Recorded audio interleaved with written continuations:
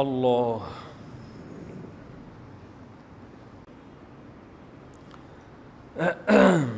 کسی نے سوال پوچھا ہے کہ میں اس سوال کا خلاصہ یہ ہے کہ شادی شدہ آدمی ہیں، بچے بھی ہیں، بیوی جب میکے جاتی ہے تو تنہا ہو جاتے ہیں، تنہائی میں پھر ان سے گناہ سرزد ہوتے ہیں اور گناہ بھی بے حیائی والے۔ بہت سے لوگوں کے ساتھ یہ مسئلہ ہے، پھر یہ آخر میں پوچھتے ہیں کہ کیا میں دوسری شادی کر سکتا ہوں، میرے پاس اللہ نے مال بھی دیا ہے۔ دیکھیں، دوسری شادی تو ویسے ہی کرنی چاہیے، معاشرے کی عورتوں کی ضرورت ہے، وہ تو گناہ کا خطرہ نہ بھی ہو تو بھی کرنی چاہیے۔ عبداللہ بن مسعود رضی اللہ تعالیٰ عنہ کا مشہور قول ہے کہ مجھے اگر معلوم ہونا کہ میری زندگی میں ایک رات باقی ہے تو وہ بھی میں بیوی کے بغیر نہیں گزاروں گا، اس خوف سے کہ کہیں فتنے میں مبتلا نہ ہو جاؤں۔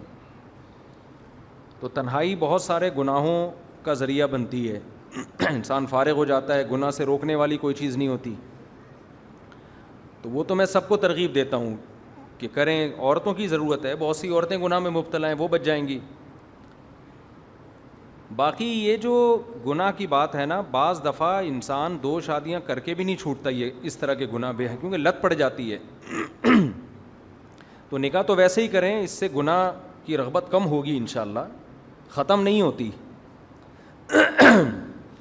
کیونکہ جب ایک دفعہ عادت پڑ گئی گناہ کرنے کی، بار بار یوز ٹو ہو جاتا ہے، اب باڈی کی ریکوائرمنٹ بن جاتی ہے، وہ نہیں کرے گا دماغ ڈسٹرب ہوگا، جسم بے چین ہوگا۔ اس کا طریقہ یہ ہے کہ کوئی ایسا نسخہ استعمال کرے جس سے گناہ کی آہستہ آہستہ عادت چھوٹ جائے۔ تو اپنے لیے کوئی سزا متعین کریں۔ سب سے پہلی بات یہ کہ آپ کو پتہ ہے کہ تنہائی میں یہ کام ہوتا ہے، تو تنہا نہ چھوڑیں خود کو۔ گھر والے گھر پہ نہیں ہیں، دوستوں کی محفل میں بیٹھ جائیں، کوئی نیک لوگوں سے دوستی رکھ لیں، ان کے ساتھ کہیں باہر گھومنے پھرنے چلے جائیں، شب جمعہ چلے جائیں بیان سننے کے لیے۔ رات پھر اکیلے گھر پہ نہ گزاریں، کسی ریلیٹو کو بلا لیں۔ دوسری بات یہ کہ عام طور پر یہ جو بے حیائی والے گناہ یہ رات کے وقت ہوتے ہیں، انسان سے جلدی سونے کا معمول بنا لے آدمی۔ جلدی سونے کا طریقہ یہ ہے کہ آپ کتاب رکھیں بستر پہ، کوئی دلچسپ کتاب ہو، اس کا مطالعہ کرتے کرتے سو جائیں۔ آپ بستر پہ لیٹے اور سوئے نہیں تو آہستہ آہستہ انسان کو شیطانی خیالات آنا شروع ہوتے ہیں۔ تیسرا کام، اپنے لیے کوئی سزا رکھیں۔ جب بھی گناہ ہو کوئی جرمانہ رکھیں اپنے اوپر، یا روزے رکھ لیں، یا نوافل اپنے اوپر رکھ لیں کہ میں اتنے نوافل لازمی پڑھوں گا۔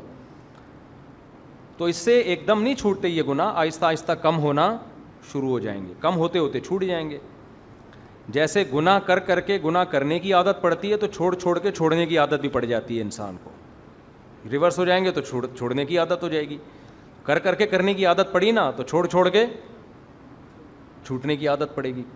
اور تبلیغ میں بھی بہترین ایک ذریعہ ہے، 4 مہینے کے لیے نکل جائیں، وہاں انسان کو گناہ کا موقع نہیں ملتا، گناہ کی طرف توجہ نہیں جاتی۔ بہت عرصہ جب دور رہیں گے تو بھی کمی آئے گی انشاءاللہ۔